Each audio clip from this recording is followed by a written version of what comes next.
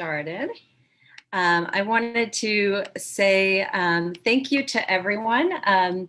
It was a year ago today that we started this work, and it came from the murder of George Floyd and a call out to faculty and students to say, how can we respond as a program that is so social justice and equity minded? How can we and should we respond to the murder of not only George Floyd, but Breonna Taylor and many, many more? And that brought us to coming together and coming up with an action plan and a solidarity statement. As we thought about the action plan, our intentions were really to push for radical and also build on capacity.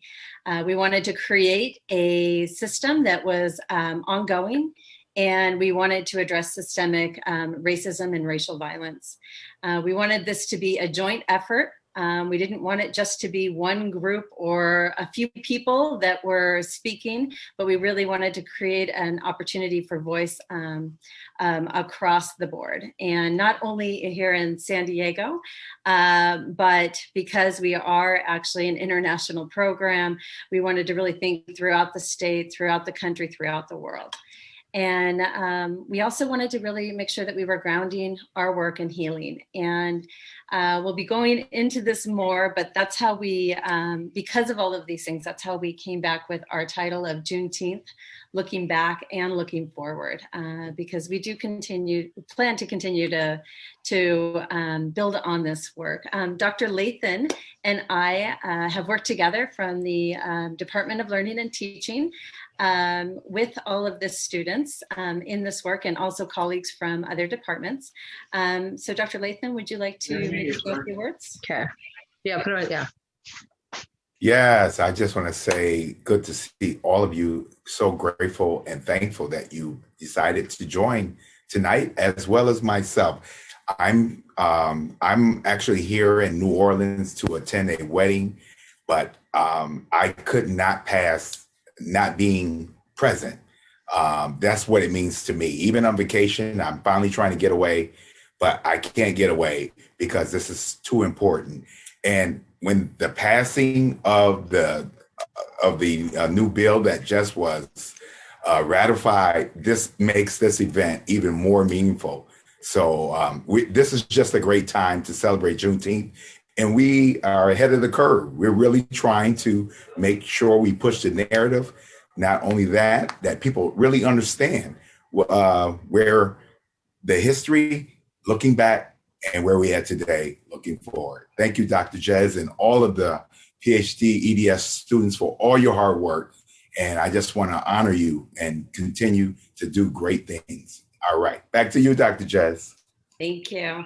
You know, that was just reminding me, I was lucky enough to meet a lot of the nonviolent civil rights movement leaders back in the early 2000s. And one of the phrases that really stuck with me is that instead of calling them heroes, we really thought about them being ordinary people doing extraordinary things. And that's what I have seen as we've moved through these different events. So this next portion is, a year ago, we played this video, and we're going to actually replay it again today to kind of set the tone for the work that we're doing. So I'm just going to start us out here. Let me know if the sound's okay. The history. All right.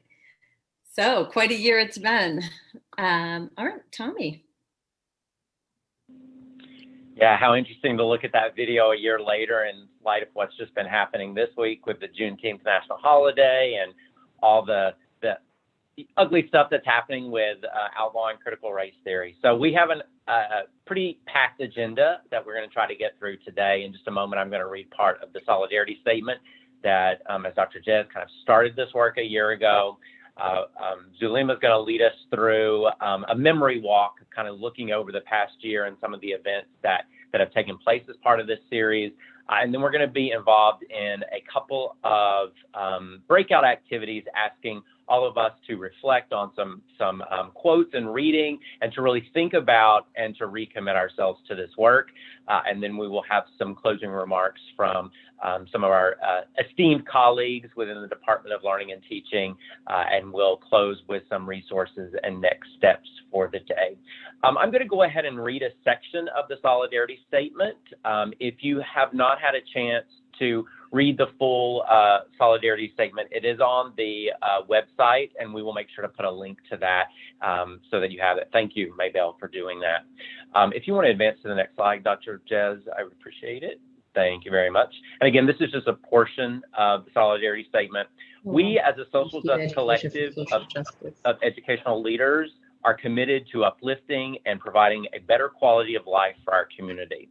We are change agents, scholars and activists fighting against systemic and institutional racism, police brutality, and inequalities in education.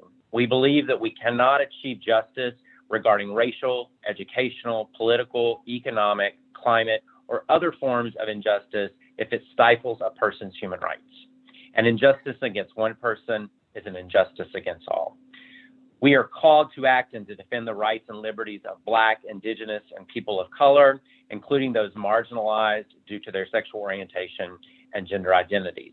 The unheard voices of BIPOC communities and those within the American tapestry who exist in the collective oppression and are often excluded from full participation as citizens in our democracy. They have been profiled, detained, and denied their rights, and their humanity asphyxiated. Again, we encourage you to check out the full call to action and solidarity statement on the website.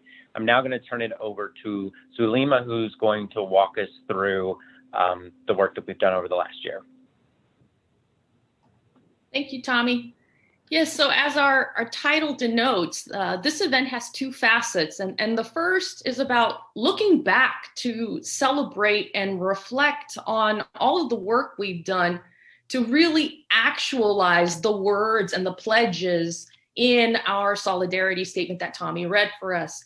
And to come back 1 year later and really take in all of the work that has gone into our social justice and advocacy series, and to take pride in much of this, that we've all been able to come together and work together to really make things happen, to provide spaces for discourse, to provide spaces for healing, to provide spaces for learning, because this is not just a space for reflecting, but it's also a space for learning and ultimately for healing. And the second facet of our event, if we go to the next slide, is about acknowledging that this is very unfinished work. There is so much to be done. And while we celebrate that Juneteenth has is an addition now to our federal holidays, to our litany of federal holidays, we recognize that this is happening against a backdrop of threatened voting rights and against a backdrop where truth-telling in our education system is in peril. So we stand together, we stand in solidarity to continue in this work, and hopefully for those of us that are new to this space to commit to joining us in this work, and for those of us that have been with us throughout the year to recommit in this work. So thank you.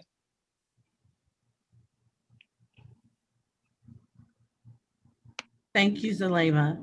As we start to recommit ourselves, we are entering a space where we are going to journey into life after 1865.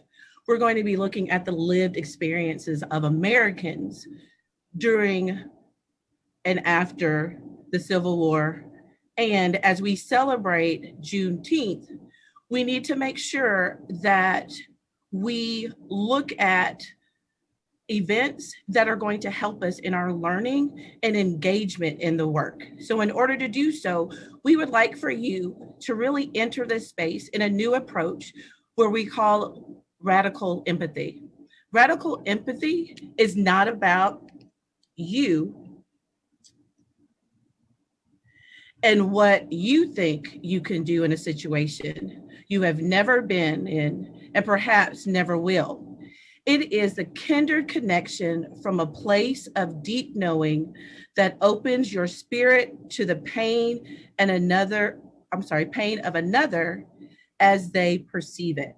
And actually, this definition has come from Isabel Wilkerson in her book Cast. So if you haven't read this book, it is excellent. And so Dr. Jez, if you can turn to the next slide. As Dr. Jez said, we also, and Zulema said, we do want to offer a space of healing.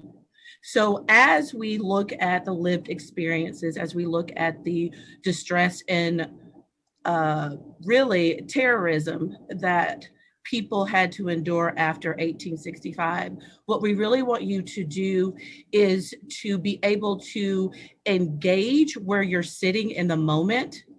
So we have provided a courageous conversation compass. In order for us to be committed to the work, we have to gauge where we are in the moment. We have to engage how we are understanding. And as we commit to the work, we need to see how we can have courageous conversations outside a protected space. So as we enter into our different breakouts, especially breakout number 1, before we actually begin the conversation, we do want you to gauge where you are. And to also, this is to help us to engage in the conversation to where you know that this is a safe space for authentic and effective conversation. Okay, so should I break everyone into groups now? Open the rooms? Not just yet. One more slide. Oh, you're right. Sorry. There we go. So before we join our breakout groups, we'd like to go over the norms to create a brave space for dialogue. Listen with intentionality and be okay with awkward silences. Speak your truth, share authentically, and use I statements. Respect confidentiality. Experience, lean into discomfort. Be mindful of time so all can share. Recognize that this is unfinished work. Recognize your communication style. Examine your own assumptions and perceptions. So before we jump into the breakout room, the facilitators will go ahead and facilitate a discussion. We talked about looking back, looking at the events, the lived experiences of folks in the United States leading up to Tulsa is really the first article that we're going to be exploring. What we've done is we have basically quotes from all the different articles. And if you haven't read any previous information on that, don't worry about it. There are 2 things that are going to be happening here. Michelle talked about the courageous conversations. You're going to be looking at a quote, reading the quote, sitting into whatever the quote means for you, reflecting on that and answering 2 reflection questions and looking back to that courageous conversations piece as well. So let's take a moment to break out into the first breakout room.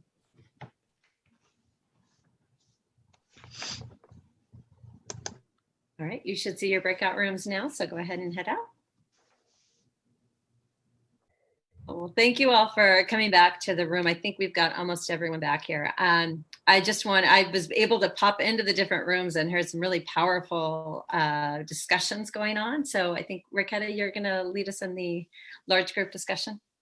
Yes, absolutely. I actually would love for different people from the different rooms to just kind of have one go-to person to just share at least one thing, one common thought or some of the ideas that popped up as you reflected together. So we'll start with breakout room number 1. Was that us? Was that us, Dr. Lathan? No, huh? We were 3. We're number 1. Yes. Nice. Yes. Yeah, you're number 1, just the number. Well, actually, when we looked at the moral compass, it was our body, our emotion, our soul, and our, intellect for sure. I guess I've elected myself to. So we were on fire, I will say, in all those quadrants, and we talked about how, the last 100 years kind of recapitulated with the Capitol insurrection, that these issues to make America great again, though I added make America white again, and looking at folks, that are trying to, another member said, take things back, right? To make them as they as they should be, that is white, right, in power, and that these things have come back again, and how this narrative is not taught in schools. It's not taught. So the idea that a child could grow up in Tulsa and never know about what happened there, right? Or, soldiers coming back from the war and didn't have the same benefits that other folks had. And then, Gabriel, you said a number of things that also kind of captured our sentiment and our energy around the quote and about where we sit right now. If you want to share a few of those. And I joined late, but I got to hear our colleagues in the room, and there was also a conversation of the pacification with Juneteenth in general, like the alternative recognition rather than reparations. Like, will you just be quiet now? Here's your cookie, go away. Kind of, that's what I gained from listening to the colleagues in the room, and it's that's not what we need. We don't need cookies right now. Absolutely. And thank you for sharing that. I facilitated room number 2, so I'm not going to volunteer myself to speak as to what the summary is, but a lot of what you all shared actually was very similar to what was there. Trey, just because you were in the middle of something very powerful, would you mind being the one to represent? Sure. Yeah, no, Bill, our conversation was really building off group number 1, and just how I think Tiffany shared the quote, history doesn't repeat itself, but it does rhyme. I thought that was such an awesome quote. And I think, we don't know our history enough. We just do not. And like the first group said, to have, Juneteenth is signed as a national holiday at the same time that they're trying to limit real history being taught, right? Like, I'm gonna take the day off anyway. So, so that's we just need to make sure that we remain focused, that we, stay vigilant and make sure that real history does get out, right? Like, we're the ones that do it. I think the conversations around critical race theory is great because, like, no one has no idea what they're talking about. And I do. It's like, I know critical race theory. That's really cool. But it's our job to share that information, right? Share that. Well, it's not just for me. It's not just for this room. It's for the people. That's what we're doing it for, and finding ways to implement it so that they understand it. So that's where our conversation went. Thank you so very much for sharing that. Breakout room 3, do you have a representative? Okay, now I think that was our room. So hello, everyone. My name is Mashia, and I am very grateful to first be here, part of this wonderful group. And just to kind of piggyback off of what everybody has, said, our conversation, I just shared with my group that I remember that moment watching the insurrection. I was just going to have lunch with my mom and was just in disbelief and disheartened, to say the least, and very disappointed.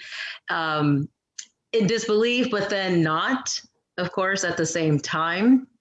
And just interesting, like Dr. Lathan was stating, just why is there justice delayed for certain people of, color or things like that, or just people that are outside, or those outliers, if you want to. I don't like that term, but that's, what people will use for those that are marginalized. And I just find it interesting too, that with this happening, I tied into how even June is, Pride Month, with even the atrocities and the injustices that are, brothers and sisters, trans people, even people of color, trans, LGBT, all of that combined, just they too have not been able to have, justice quickly, and, misrepresented and so forth as well. So just interesting, all of this happening during this month of June. So those were some of the conversations and things we talked about. Thank you for sharing. I believe breakout room number 5 was the last one. Now somebody was in that room.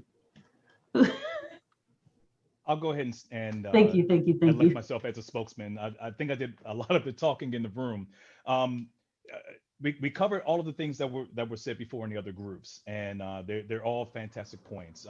Maybe something different that we covered is, the essence and the spirit of America is self-reliance, responsibility for your actions, pulling yourself up by your own bootstraps and making a way for yourself.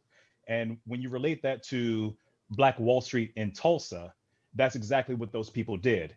But for some reason, that wasn't good enough for certain other people, and they destroyed what they had built. So to be in America and do what you're told and live the way that you are told to live, do everything right, and still not be successful, not be allowed to be successful, that breaks my heart. And it makes me wonder, why should I even bother trying to be successful if it's just going to be taken away from me? So that got me into the emotional side of the quadrant, about how I feel about that. For the last 9 years, I just moved to San Diego. For the last 9 years, I lived in Charleston, South Carolina. I was there when the Charleston shooting happened. I lived maybe a mile and a half away from where 9 people were shot while they were praying with their killer. The thing that I noticed about it immediately afterwards was that people held vigils. There were fundraisers held. There were ceremonies held, but there really wasn't any change. What did they do afterwards? South Carolina lowered the Confederate flag at the State House in Columbia. That was the cookie, as we talked about before. They named a street in downtown Charleston for the Mother Emanuel Church. Again, another cookie. Was there any sort of substantial, tangible change in either the society or the economic standing of the people who live there? Absolutely not. So when we talk about these symbolic gestures to placate people, I think that's also what's happening with the passage of Juneteenth as a federal holiday. And I like that you all are saying that this is unfinished work, that this is sure a great thing to talk about. I'm not saying Juneteenth is bad, but there are more substantial things that need to happen in order for real equality to be possible. Absolutely, and thank you for sharing that.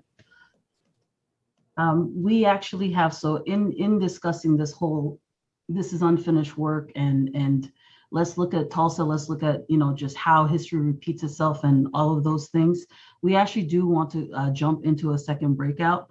And this breakout is kind of moving beyond Tulsa and just looking at the fact that there has been a lot of this cyclical stuff happening throughout history, that this was not the only incident, and it actually occurs up to today. So what do we do about it? How do we recommit ourselves, being that this is kind of that 1-year anniversary of our series?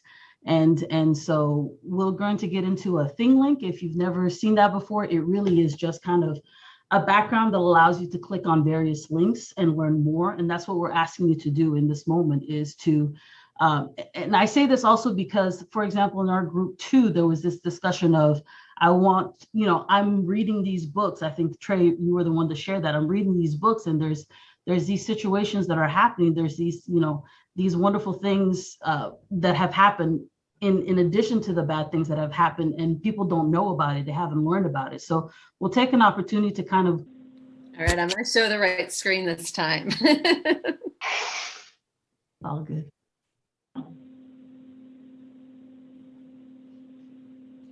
Okay, I think we're almost back.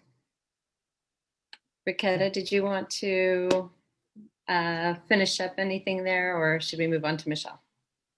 We can move on to Michelle, but actually, thank you for bringing that up. We can move on to Michelle unless somebody wanted to just kind of share out some of their initial reactions, unless you're just kind of processing.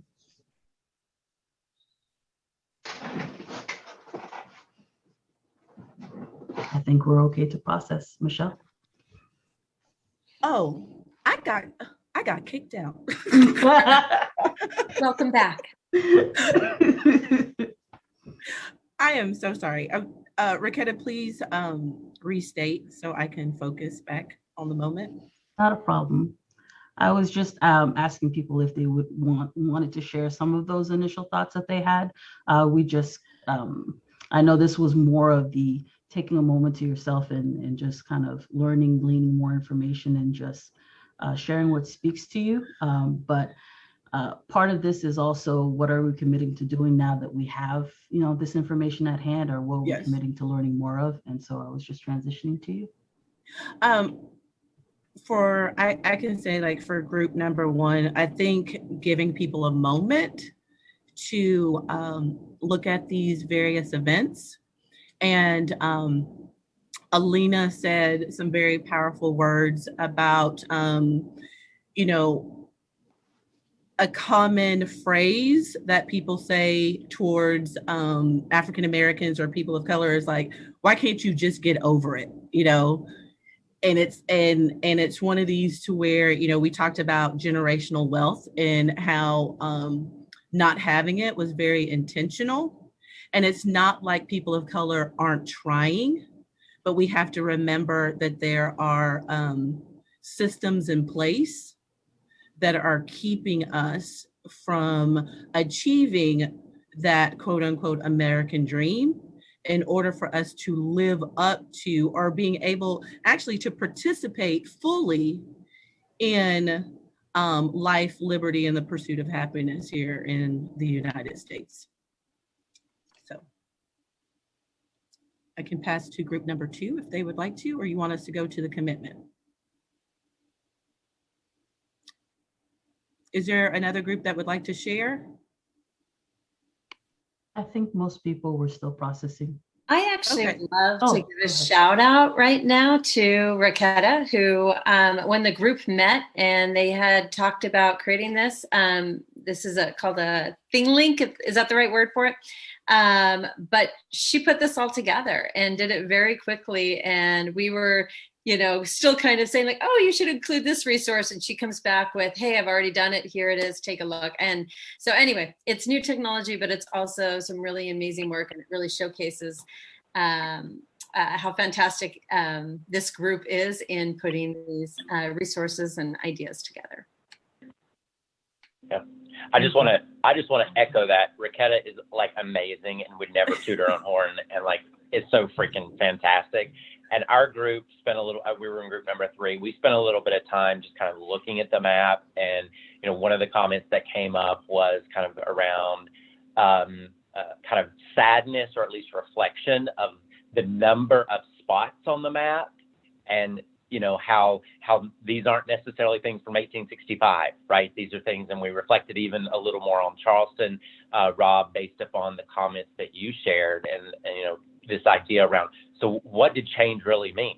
Change meant lowering a Confederate flag, like lowering it. It meant naming a street, like, is that change?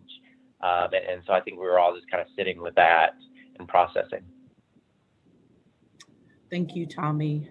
As we enter year 2 of the work of equity and social justice, as we know, we cannot look towards the future without looking at the past. So if you look at the image on the screen, you can see we cannot forget, it's a part of our history, what has happened to Americans on American soil. So as we ask you to either commit to or recommit to the work of social justice, we're asking you, what are you committed to?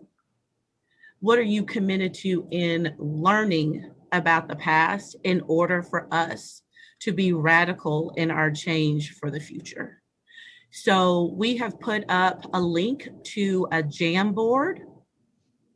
And so we're going to give you a couple of minutes to think about and express what you will be committed to as we continue the work of social justice.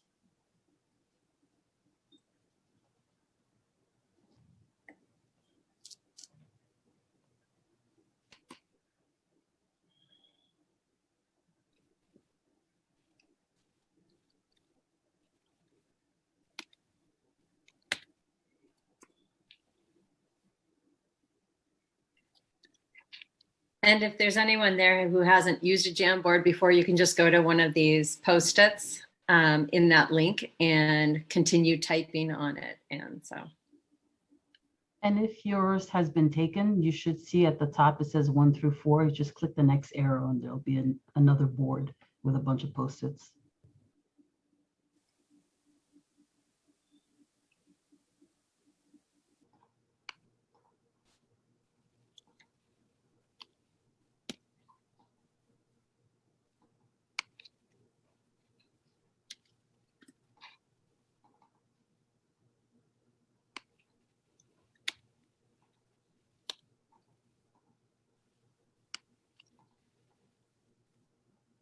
Okay, Dr. Jez, if you would like to take us to our next screen, or does anyone need an extra minute? Okay.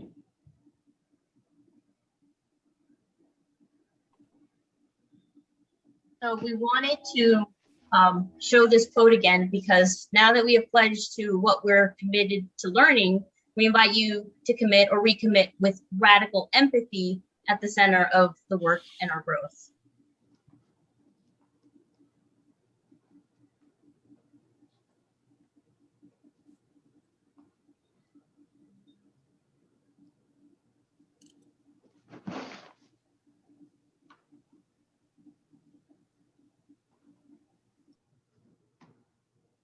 Jennifer, would you like to talk about the resources?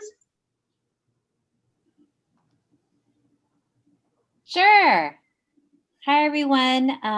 Just a couple of resources. One from the Smithsonian, they have a great podcast called Side Door.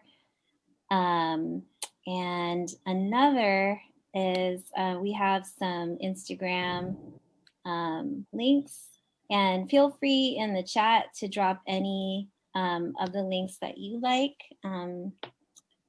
First one is Check Your Privilege. It is, the founder is Maisha T. Hill, and it's a collective of educators guiding folks on the journey of becoming actively anti-racist.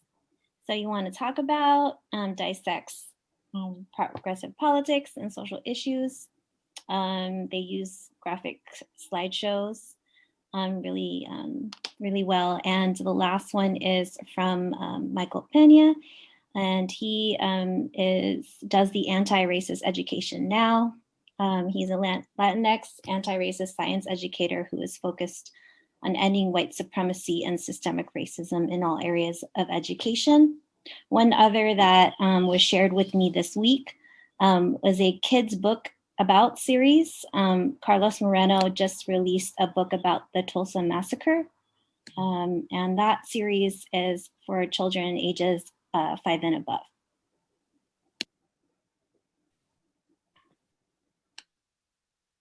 Awesome. Jennifer, I just wanted to also add that the National African American Museum is also having an event that's free, and if you log on, it also tells the history of Juneteenth. Thank you. And I just want to make a plug for our website at this moment. You can visit our solidarity statement. You can see some of our past events, and also the resources that Jennifer has been putting together are also available here, and check out our past events. So we actually have some closing remarks from our interim dean, Dr. Joyce Spencer. She wasn't able to make it here with us, but she did send something for me to read. And I just want to speak a little bit about how amazing Dr. Spencer is and how lucky we are to have her here. There's some of her bio there, but I think some of the things that really meant a lot to me in the last year of working at USD and INSOLS is the dedication to anti-racist and equity work that she has really not just taken as an initiative in words, but really in actions for faculty, for students. And as we were talking about before, the idea of really putting action and money when you say something is important, I will say that she has very much done that and has been a great support of the work that we've done with the DLT, Black Lives Matter, Social Justice and Advocacy series. This is what she asked me to read on her behalf, so I will read this now. It says, June 19th, 1865, marked the official end to the nightmare of American slavery. While the African American community has celebrated Juneteenth for over a century, this year the holiday has become federally recognized. National recognition of Juneteenth does two things. First, it acknowledges that slavery happened in this nation. There is no other national recognition of slavery in the United States. even though the institution was with us for well over 150 years prior to the official founding of the country in 1776. Acknowledgement is significant because it is the foundation, because it is the foundation of restoration. Secondly, national recognition of Juneteenth allows others to mourn and celebrate alongside the African American community. Slavery brutalized Black Americans for over 400 years. The need for healing is great. National healing becomes possible when we weep with those who weep, mourn with those who mourn, and remember with those who remember. Justice is an action. I am particularly proud of the students in this Education for Social Justice doctoral program because that justice does not come by wishes or hopes alone, but rather by consistent and persistent thinking, strategizing, and working. I hope that each of you takes some time to celebrate Juneteenth this year and that it provides a space of remembrance, restoration, and healing for the journey that is ahead. Happy Juneteenth. So that actually concludes our event. I just would like to extend a request that if you could give us feedback on our work, and if we could get the link put into the chat, that would be wonderful. I'll also be sending out all of the materials very soon when we get the recording done and everything. Of course, you can check out any of our events on our YouTube channel, on our website, and you can also be involved in our planning process as we really think about the 2021-2022 year and how we can really make an impact for not only our community here at USD, but beyond. I see that Dr. Reyes Quesada is also with us. He is the chair of the department. Reyes, would you like to say any closing remarks? No, just thank you for all your work and for summer, and people are still here on a Friday. So thank you very much for your support and for your work, Rebecca and Dr. Latham. So Dr. Jess, thank you. Thank you. And Dr. Estrada, of course, always participating, and we want to get more from other departments as well. Yes. Can I, Dr. Jess, can I just add one thing? Absolutely. So I too extend my gratitude to all of you that have worked on this so hard and so productively and this last year, and it really bodes well for the next years, beginning with this next academic year. What I wanted to share is that there is also a Juneteenth celebration for those of us that live in the San Diego area at Balboa Park, and it's the second annual celebration, and it starts at 1 p.m. at Pepper Grove Park, which is part of Balboa Park. It's where the children's playground is, and I can maybe send you, Dr. Jazz, a flyer for that. And last year, my daughter participated in it and played some music, and it's very inspirational. It's some of the most talented artists, present, and there's spoken word, and last year they had Ben and Jerry's ice cream and different things like that. But it's a real emotional and a very well done in terms of artistry and our artists. And so I really encourage you to go. I went last year, it was amazing. So I'll give the information, and then maybe you can disseminate it among people. I can do my absolute best. Okay. Thank you. And I just want to also say thank you to the planning committee, Zulema, who made the flyer, Tommy, who kind of pushed us all along and made sure that we were all knew what we were doing, Jennifer, Tiffany, Gabe, Maybelle, let me see, Raquetta for making that wonderful document, Trey for volunteering to also be a part of our facilitation, and Michelle. And I hopefully I didn't miss anybody, but you all have really stepped up. And as Dr. Quesada pointed out, this is our summertime, and but we felt like we would be remiss if we didn't hold a Juneteenth event again this year, because that really was the kickoff to all of this wonderful work that we've been able to do. Hopefully, if you're interested, please join us in August as we plan out the year. We are really hoping to kind of get our whole year planned out so that we can balance our school, our work, and these types of events, and also generate some more participation from our communities outside of USD. So thank you very much, everyone.